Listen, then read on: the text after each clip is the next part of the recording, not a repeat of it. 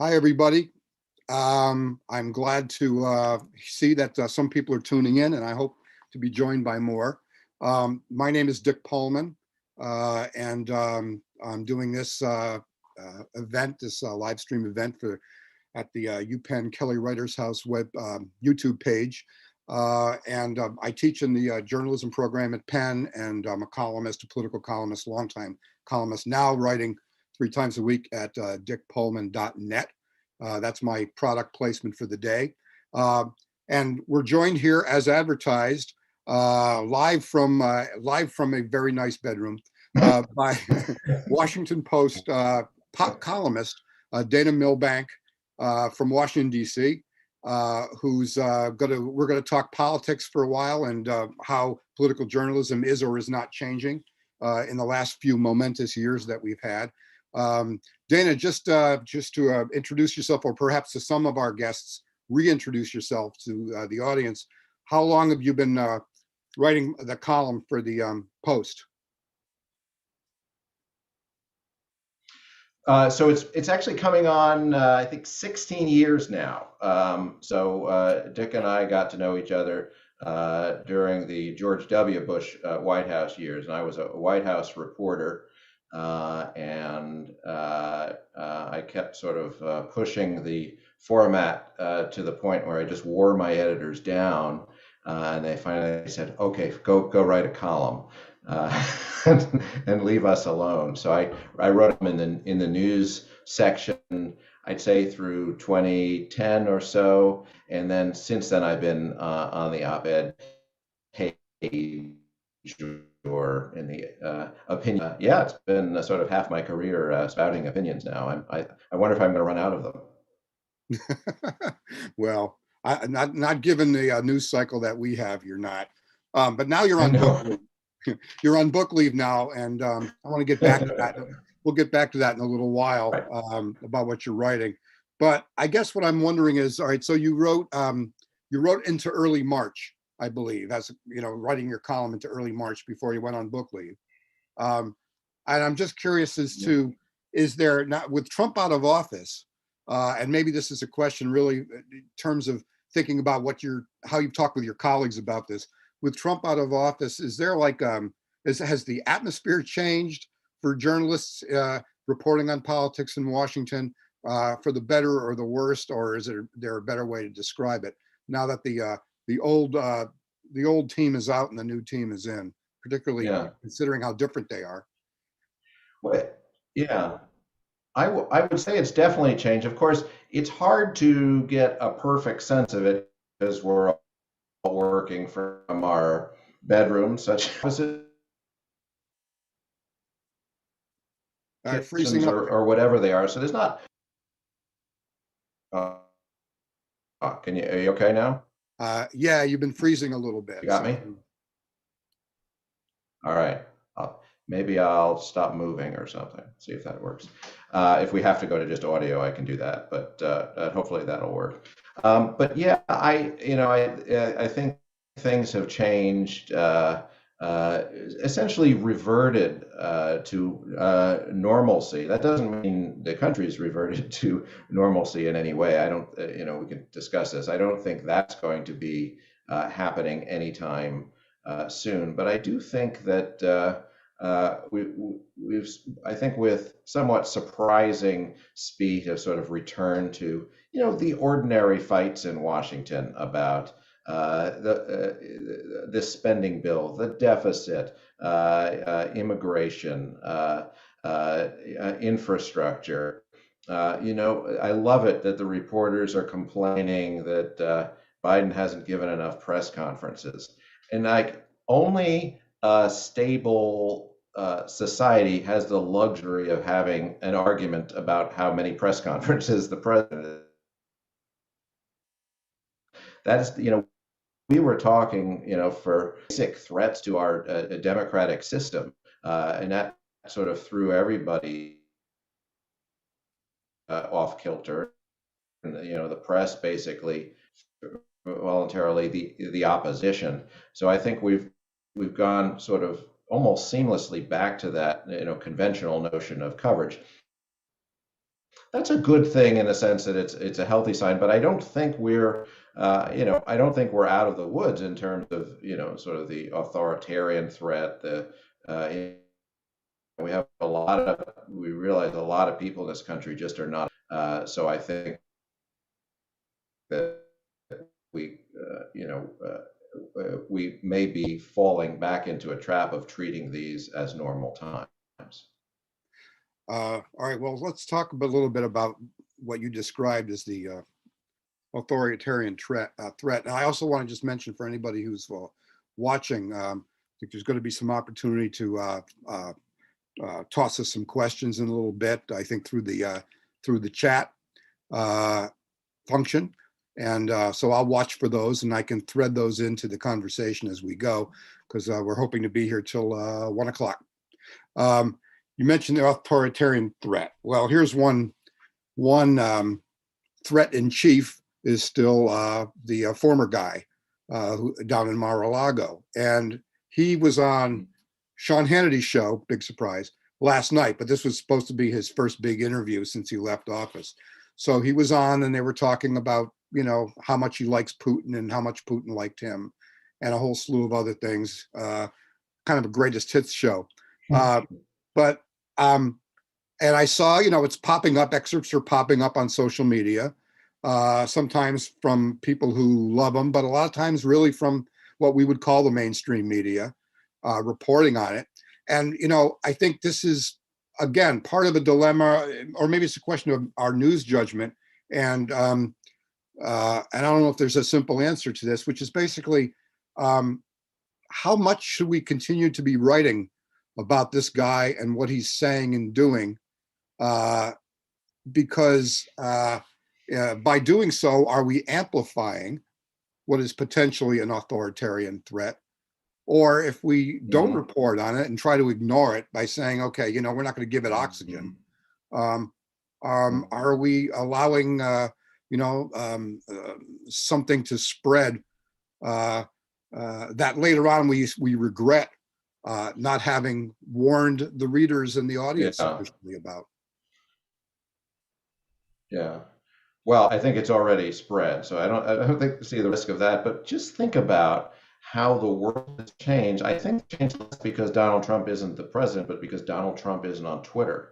And I mean, so that I think that's instructive. Just taking away that megaphone you can just sort of feel the calm that has returned to the country. We're not always on the edge of a crisis. We're not, always spewing venom and threat. So I think that's reduced the whole temperature. So I think that is instructive to those of us in the media that the less attention we pay to Trump, sort of the better we're all going to feel about it.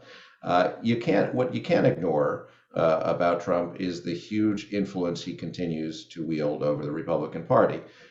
So I mean, his everybody's in just about everybody in the Republican caucus in the House and the Senate is still playing to him, is still afraid of running afoul of him. So he still has control there. So I think we have to.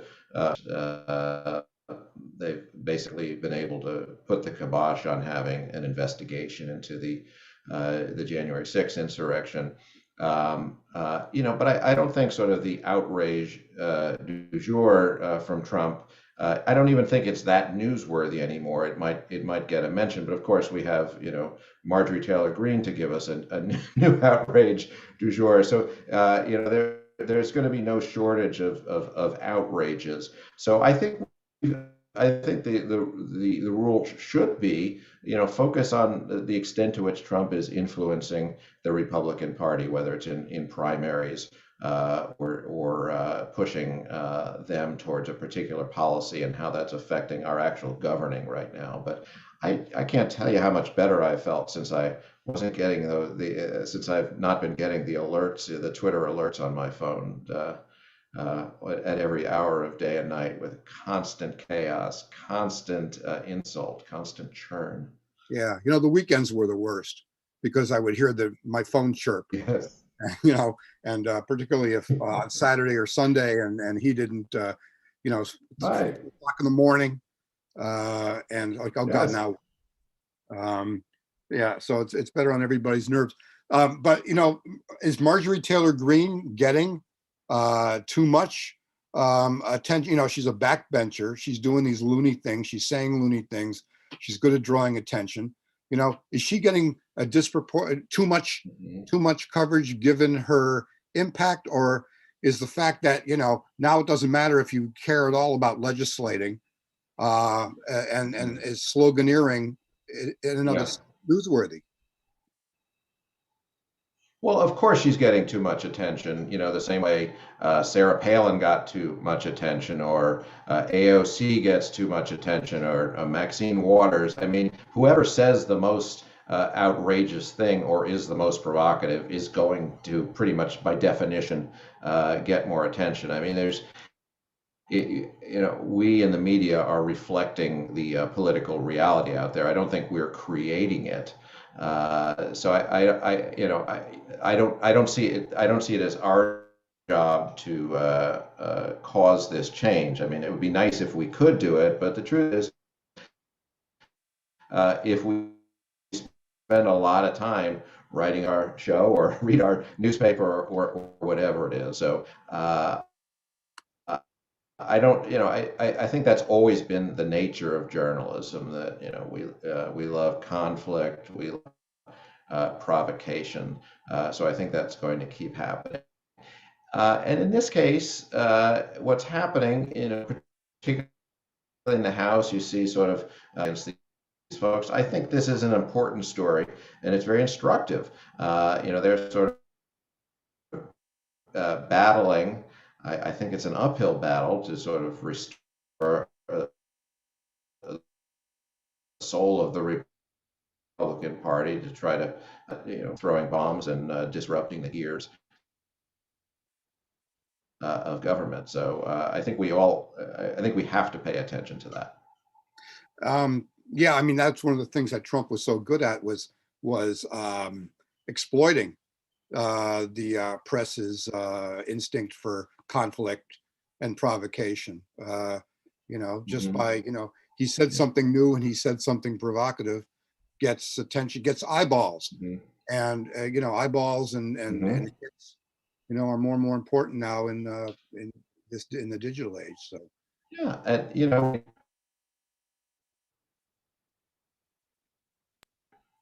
Biden has been. I mean, he's doing huge things. It has FDR's, but you know what? He's pretty boring. he's pretty what? I'm sorry. He's not out there saying much of anything. He's boring, much of anything. And I think it's probably true across our business. There's less traffic on the web. There's viewership is falling apart in various cable news outlets. I think that's inevitable. People respond to these the crises that he was creating. I think people are very happy not to be plugging in every minute to see what the latest crisis or outrage is. But it definitely affects our business. Trump was very good for journalism in terms of being a going concern. And now I think we're going to be continuing to grapple with many of the problems we were dealing with before that, of fragmentation, and the newspapers, particularly in small markets, just don't have a viable business model. Yeah, yeah. Well, this is a broad question, and you can zero in on it as best you can. What is and when I say the press here, I'm talking right now about what we consider to be the mainstream press. What has the press learned or not learned over the past 4 years from covering Trump? I mean, if the old, more sort of classic objectivity definition was like, you give Yeah. both sides of the story, you know, uh, and yet we Hmm. had a situation which was really very asymmetric, where you had, Hmm. one Right. side was kind of defending democracy and the other side's assaulting democracy. Hmm. Um, What Yeah. that left us? What about is fact checking stronger than it used to be, or not strong enough? I mean, like I said, broad question. Zero in Yeah. as you fit. Yeah. Yeah, Dick, I think in a way we've gone too far now in terms of uh, uh, uh, the sharpness of the coverage. There was a problem in media with doing on the one hand, on the other, and that's certainly how we got Donald Trump by giving him, no matter what the outrage was, by giving him his equal amount of airtime, regardless of the truth of what he was saying. So uh, I think we were living in the world, not me as a columnist, but we in the media believed ourselves to be sort of neutral, objective observers, and that had. I think the time for that had long passed when we were still sort of saying, on the one hand, on the other hand, journalism, when it was clear that one side was telling the truth and one side wasn't.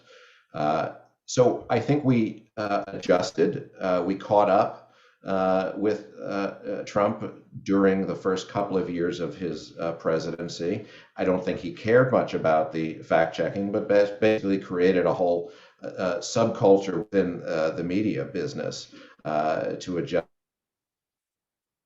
to that. And I think there was a lot of real time fact checking on air.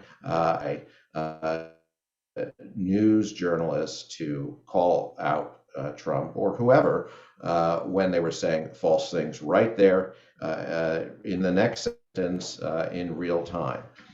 I do think that it has gone overboard to the extent that when I look at Twitter, there is I am paid to be an opinion writer. My colleagues on the news side, I don't mean just the Post, but we're supposed to be neutral news reporters in general. They're more opinionated than I am on Twitter, and I see it when I'm watching CNN.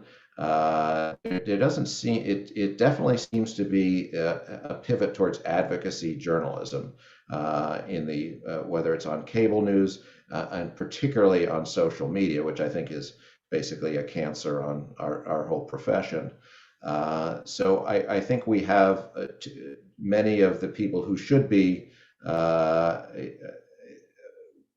turning back to the more objective type of journalism, letting the pendulum swing back in that direction just a little.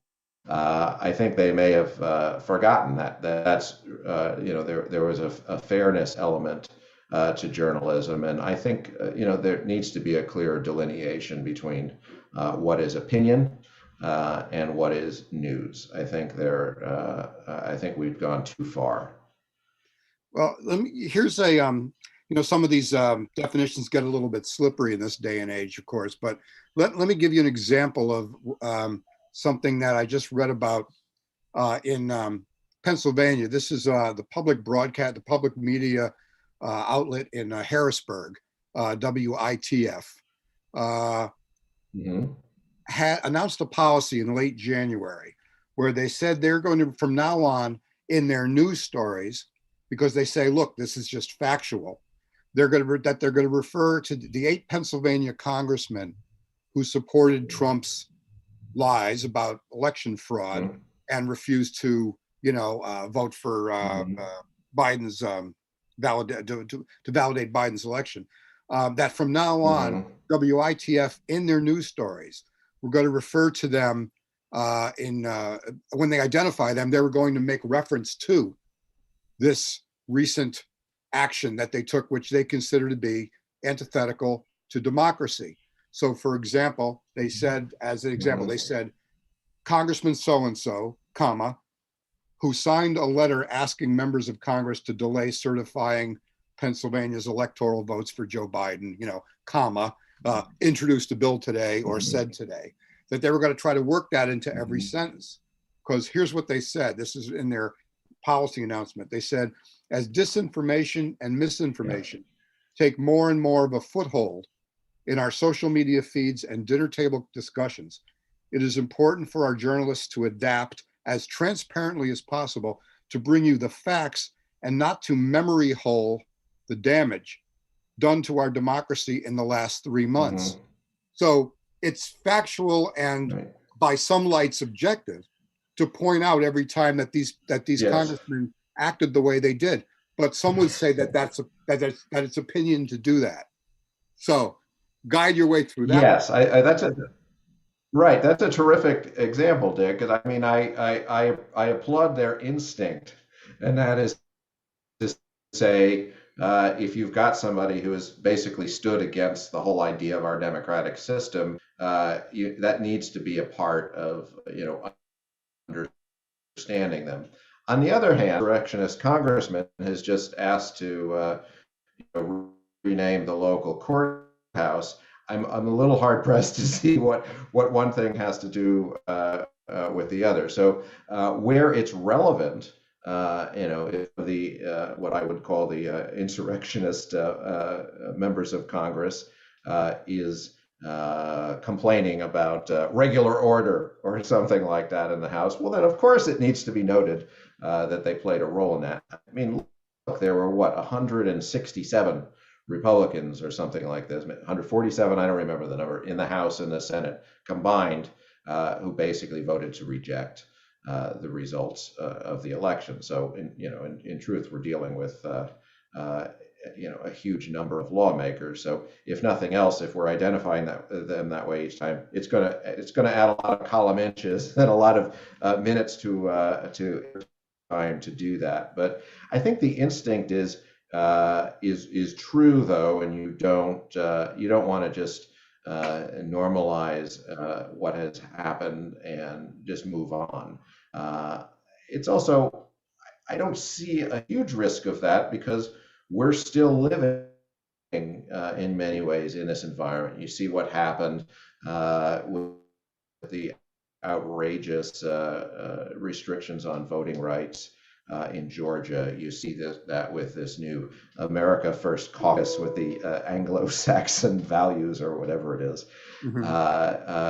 So these things are still going on. So I applaud the notion of keeping that as part of the important context and perspective, but I might not make it a rule. That's probably just going to get really cumbersome. Yeah, I mean, it's tricky because I mean, it's easy for us in some ways to talk about certain new kinds of labeling about the Democratic Party versus the Republican Party, which, considering where the Republican Party is going, it's easy for us to do it because, we are basically opinion people, and so we don't have to necessarily worry about those boundaries. But I want to quote something of yours. You wrote this in, I think this was maybe the last.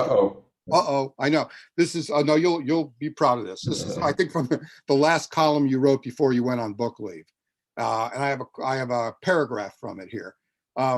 Trump's overt racism turned the GOP into essentially a white nationalist party in which racial animus is the main motivator of Republican votes.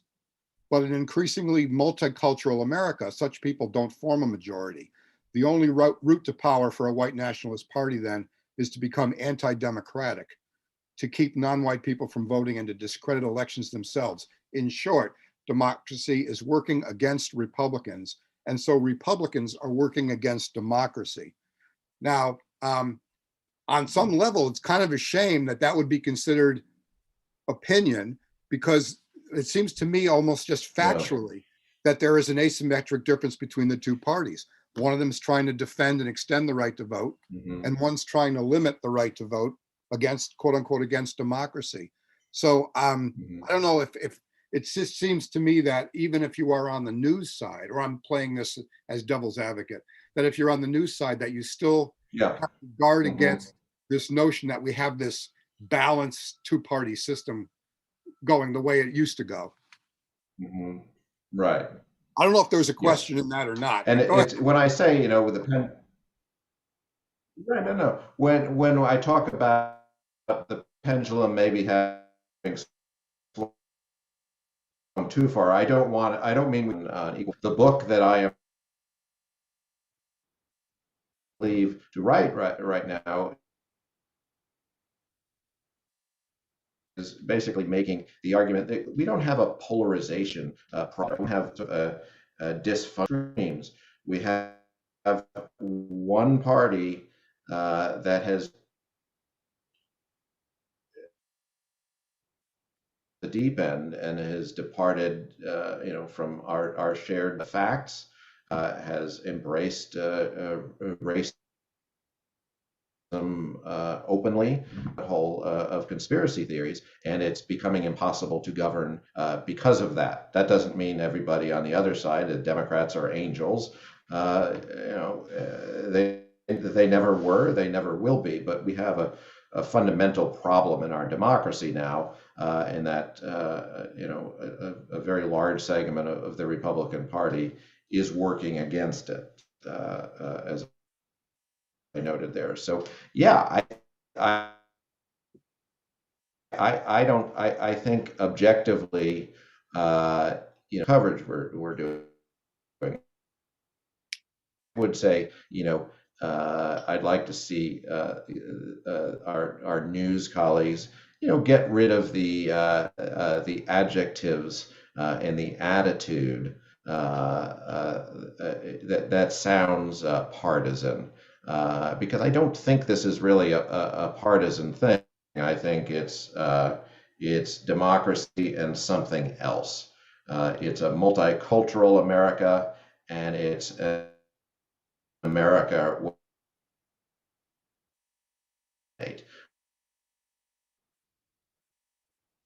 So this is civilization we live in. So I think that has to be the kind of news side. I would just pull back from sort of the gratuitous partisanship. All right. Well, there's a general question that somebody posted. I want to ask you. Maybe I can like hone it down a little bit about Fox. Somebody raised the question of Fox News.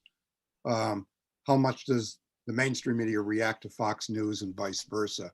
I do want to talk. I did want to ask you about Fox News in the sense of there was a feeling, I guess, in the last days of the Trump administration, among some of his fans, that Fox News was not sufficiently on board with MAGA, and that people were, well, some of them were going to OAN and Newsmax.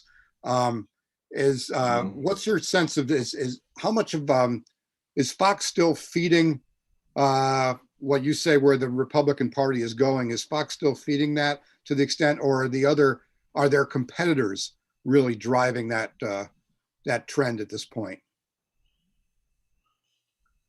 Well, I mean, we know how this has this worked out already, because as we were just discussing, Donald Trump wants to give his first. He's not going to OAN, and he's not going to Newsmax. He's that there'd be a split there, and Fox conservatism. I think that's been very clearly answered. Uh,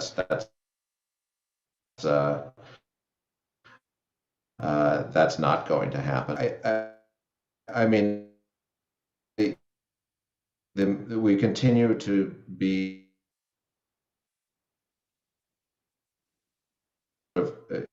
exist in silos now. I'm going from one place to the other. I don't want to have it on in the background and raise my blood pressure, but just occasionally to check in. So I monitor Fox News to sort of know what's going on there, and how they're playing stories of the day, or more likely uh, discussing things that are totally unrelated to the stories of the day. So I think, um, just as uh, consumption of news and the general public existing in the news business in our silos as well. There's news, and then there's Fox News. Well, all right. So in terms of the Biden administration, and they just to spin off Fox News for a second. I mean, they've been looking for things that they've been looking for ways to, in their view, hold Biden accountable. Everything from one of his dogs biting people to the fact that he went off and he did play golf last weekend. So, I mean, their notion of holding Biden accountable is obviously different from what, you and I might consider by holding Biden accountable, because that still has to happen. If we're getting back to the old normal, at least in some ways, then, we can't just give the Biden administration a pass for everything just because they're not Trump. I'm sure you'd agree. Yeah. If you were on the news side, Right. although maybe this would Right. be the same judgment if you were writing a column right now, what do you consider to be right now the best, toughest stories that are out there right now that would be holding the Biden administration accountable? So I love the story about the poor dog, and I really hope that they can. Yeah, me too. He gets his act together and can live happily in peace at the White House. So I think that's definitely fair game. You know, there has been something of a honeymoon logical or partisan thing. I think it's because he hasn't had a major screw up yet. They got this huge stimulus COVID relief package through, and now they're marching towards the infrastructure package. He's not, very deliberately not ventured into the areas that are most likely to trip him up, such as immigration, such as guns. I mean, look, there will be probably sooner than later a screw up by this administration, and I think the tone of the coverage could and probably will change on a dime. The press will be adversarial. That's how it always has been, and it will be that way again. The press was adversarial towards the Clinton and Obama administration, so I have no doubt that'll happen. I think it's just a matter of there hasn't been really a tangible failure yet. We see people getting vaccinated. We see international calamity. So I think that will change, and then we'll be.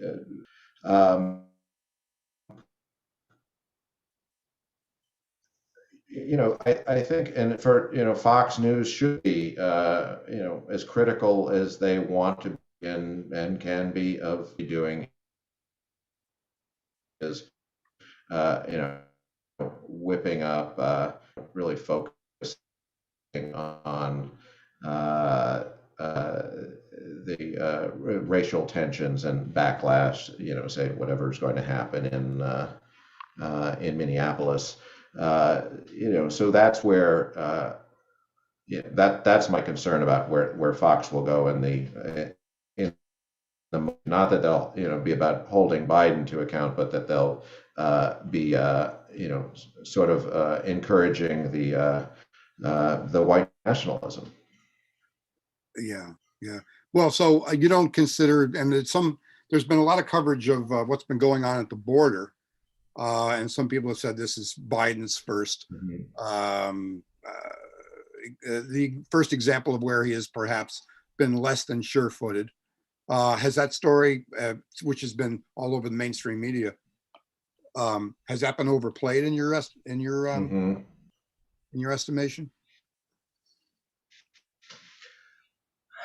No, I don't think it has been, and I think if he does. Or I think he's that is going to be an important issue. I suspect that immigration, all things being equal, will be the core of the Republican message in the midterm elections. You can sort of see them working towards that in this building. So, this will be. So no, I think the coverage of that has been fair and fine. The real question is what will happen when when he actually makes a move on immigration. Every time somebody's tried to fix this problem, Democratic or Republican administrations, it has resulted in failure. So I don't have high hopes for this as well. So I think immigration will be a losing issue for the Democrats. Well, here's you mentioned Minneapolis. Obviously, we should get into some of this because of we're waiting, anxiously for the verdict in court on George Floyd's, the person who sat on George Floyd's neck. And it leads me to think there's another thing about journalism that's been going on, particularly in the last year or two, in the wake of Floyd and some of these other abuses, which is, I think, in some ways, I guess you can call this the generational divide that's taking place in a lot of newsrooms and a lot of media outlets between younger journalists, particularly younger journalists of color, and older, more predominantly whiter, more traditionally trained journalists, more sort of in our category, I would say. Whereas a lot of the younger journalists, and I see this a lot with some of my students too, want coverage to be, how do I say this, more sensitized, let's just say, to issues of racism, police violence, sexism, sexual harassment as well. And I know there's been some of this at the Washington Post for sure, and the New York Times. And it does get us, it trips us back into this whole nature of what constitutes objectivity. Because I believe, I'm trying to remember his name, Wesley Lowery, I think, who was at the Washington Post for a while, and this was a big issue with him, then wrote a piece in the New York Times op-ed page talking about how journalists need what he called more moral clarity. And some would call that advocacy. But what he refers to it, and others, I think, in his camp would say, is that this is really more of an attempt to be factual to how communities of color deal with the world around them and how the world deals with them.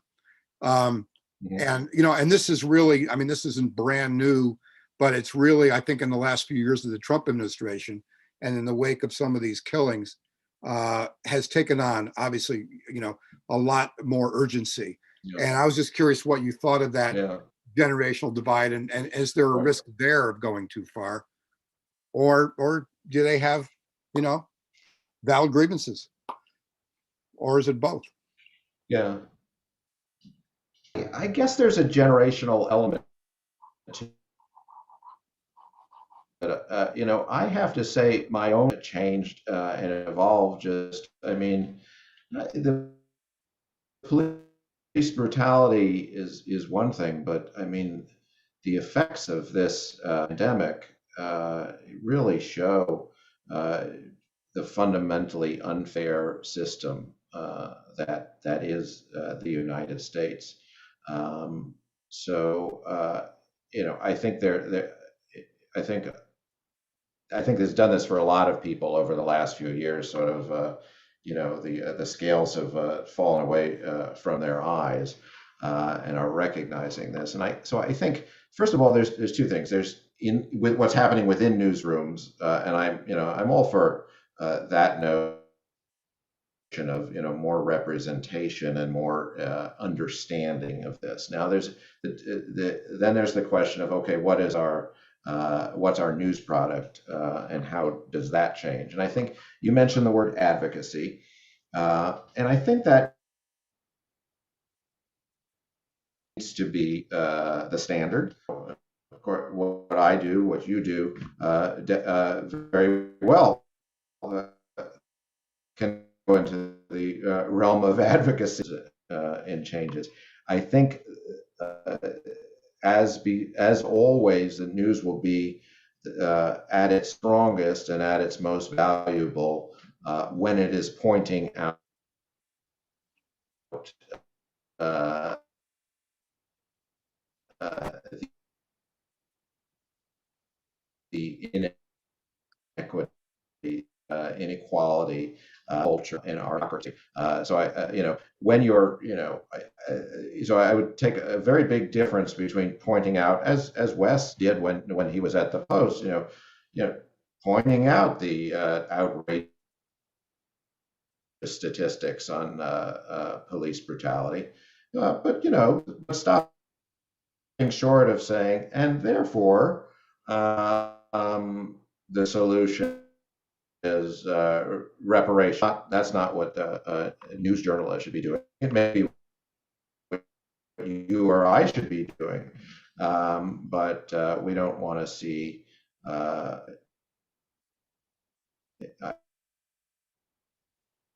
I think it would be counter journalism because then it would be easily dismissed by the other side.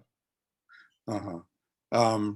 Yeah, all right. So he talks about a paradigm shift, that we need a paradigm shift. What he says, and I hear this again also from similar arguments from some of my journalism students, is, and I'm going to quote from his piece one last time before we go on to something else. He said, neutral objective journalism is constructed atop a pyramid of subjective decision making, which means which stories to cover, how intensely to cover those stories, which sources to seek out and include, which pieces of information are highlighted, and which are downplayed.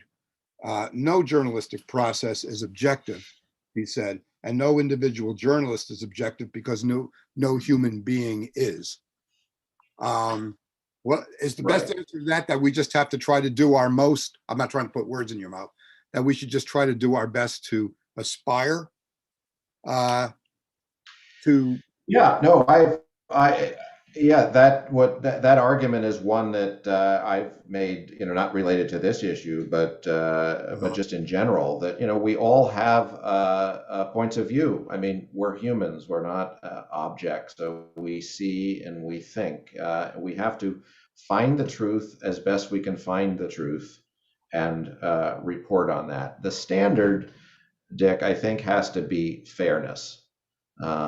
Whether that's covering Democrats versus Republicans, liberal versus conservative, you want to fairly represent the other side of the argument. Now, what happens here when we're talking about white supremacists? The other side, okay, well, I'm sorry, but I'm not going to find any way to be fair to that side. I think that has no place in the discussion. So I don't think that's advocacy. I think you need to be fair to all legitimate arguments to the contrary of whatever point of view you are expressing. That's going to be true particularly on the news side, but it should be true on the opinion side as well. So I think that the standard that we're searching for is not objectivity, certainly not neutrality, but I think it's fairness. And I think we can see historically that particularly on matters of race, the entire news business has fallen short of that standard. To the best of your knowledge, you think that mainstream outlets and newsrooms are hiring more people of color, and are there any ways that you could? Yeah, where you've seen the results of that happening? Yeah, I don't have statistics, and I don't, but I certainly, impressionistically at the Post, I see the priority that's being put on that in terms of hiring personnel, in terms of promoting personnel, new positions created to address the sort of things that Wes has been talking about.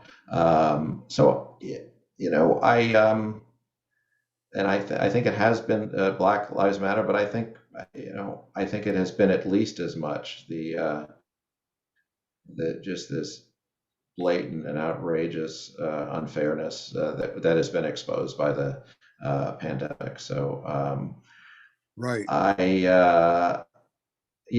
mean, I think obviously there's a certain amount of political correctness, and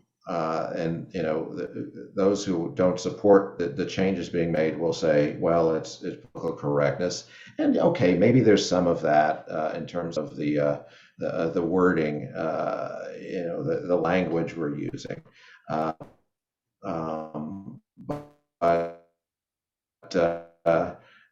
but I think addressing the fundamental unfairness and pointing that out, that's not political correctness, that's good journalism. Yeah.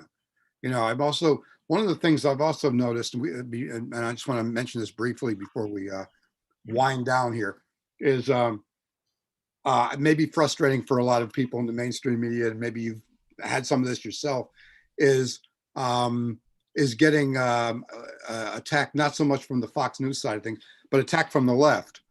That if you do try to talk about the other side at all, that people on the left, some people on the left, consider the press to be quote unquote corporate.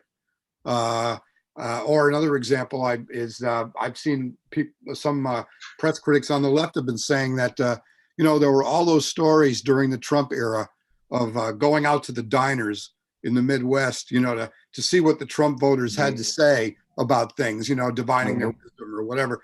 And so where are the stories now? Where are the grassroots stories now about Biden voters who are, let's face it, they were in the majority? How come we haven't seen a lot of Biden voices stories where we saw Trump voices stories? So some people are faulting the press, kind of from the left, are faulting the press for mainstream press for that. Is that fair or not fair as criticism? Well, I think we were all a bit hoodwinked after the 2016 election, and I never bought the story to begin with that we had missed this groundswell of support from Trump. I mean, I feel nobody knew the outcome of the election, at least not until Jim Comey jumped in the race in the last week of the race. Well aware of legitimate economic grievances of non-college educated, particularly white male Americans. We were well aware that was going on. Whether it would tilt the presidency, that's another question. So I don't buy that we were not aware of that. But there was a lot of sort of attempts on the right to the media criticism saying we were unfair and not understanding flyover America.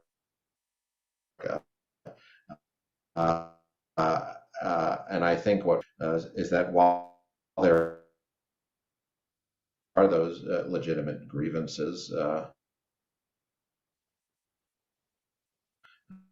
in flyover country or white men in this country, what we have learned is that the primary driver of things is not economic, it's race.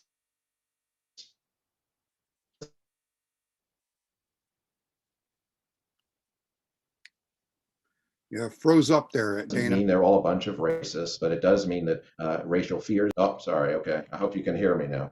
Yeah. Race is the number one.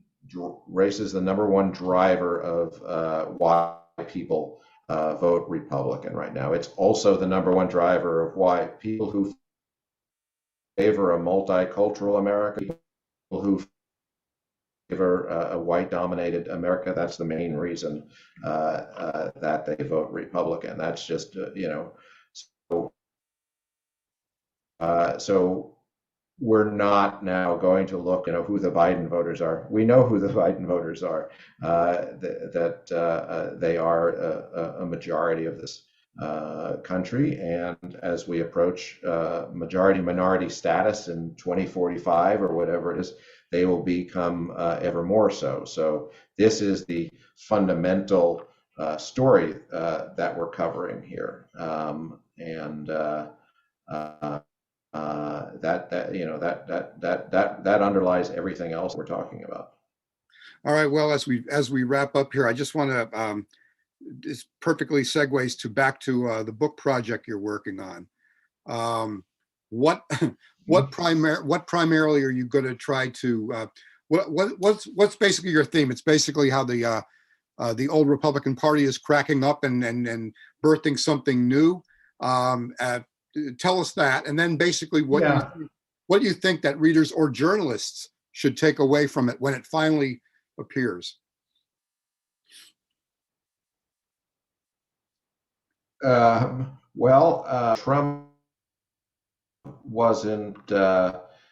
didn't just magically happen upon the political system.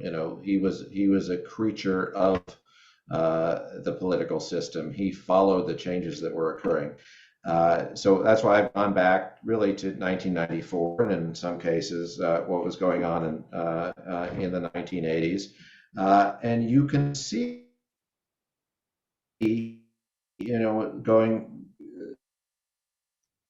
looking back together, you can see how this cleared the path for Donald Trump, whether it was, going back to the Brooks Brothers riot in Florida during the recount.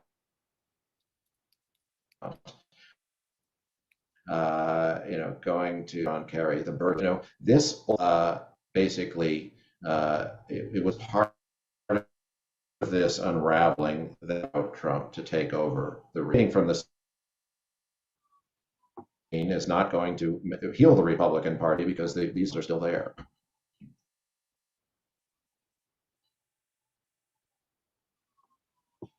Okay, you were freezing. I couldn't tell whether you finished your answer or not. Dana, are you still talking? I was, just trust me, it was brilliant, whatever it was. All right. Well, so what was all right, very last question then. Journalists who are looking for, political journalists who are looking for some good brain food of how to think ahead and cover what's going on in the Republican Party. What's the main thing they should keep in mind after reading your book, when your book comes out? Well, the main thing they should do is buy the book. Well, and the other thing they should do is go to dickpolman.net. Did I get that right? Oh, yes, you did, actually. Good. Good. Okay, that's the important thing. No, I think that hopefully people will have enough perspective to understand 4 years was not an aberration. You're saying. Anomaly. It's something that we've been building towards, and something that we're not. No, it's and we're not going to get out of it very easily, and we're going to have to start undoing a lot of things that were done over 3 decades to get us to this point. Well, right, and maybe if the power of 81 million voters in 2020 needs to still be there, or else we risk losing the future. That's just my last pontification, anyway. I want to thank Dana for being here, and I want to apologize if any of our listeners had technical problems along the way here and there. I rest assured it was not you all. It was probably us to some extent. But anyway, I want to thank Dana for being here. Thank you, Dana, and I want to thank the Writers' House at Penn for hosting this. And my hope is in the fall, and when everybody's vaccinated, my next set of programs will be back in person again, where we won't have to worry about whether somebody's muting themselves or not. So thank you all. Thank you, Dana, and hope we can talk soon. Bye-bye, everybody. All right, thanks, Dick. Bye, Dana.